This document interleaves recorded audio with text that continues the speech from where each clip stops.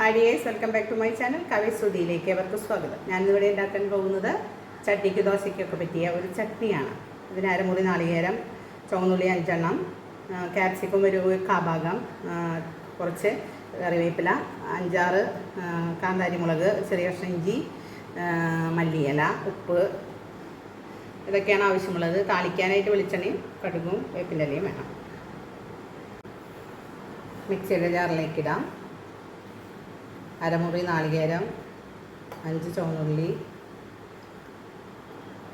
ചെറിയ കഷ്ണം ഇഞ്ചി,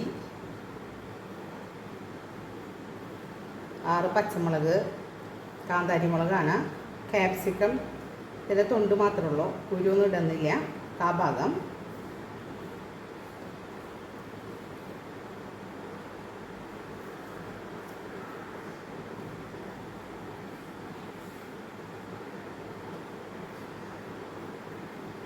മല്ലിയില,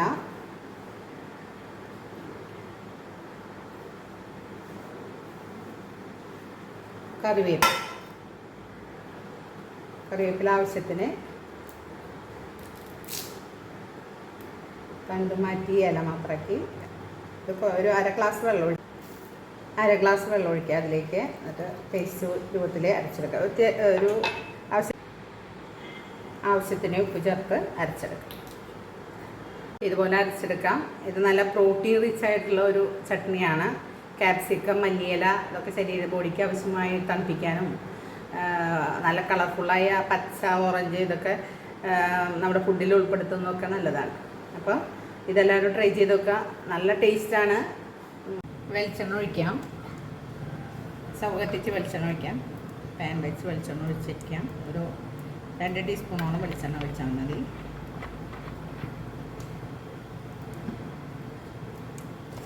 കടുകിടാം.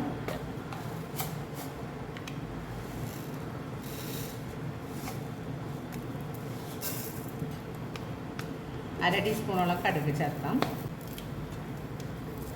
കറിവേപ്പില ചേർക്കാം.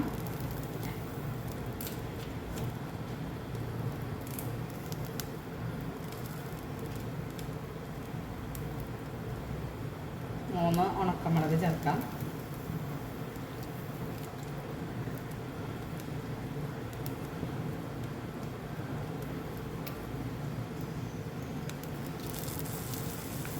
ഇളക്കി കൊടുക്കാം.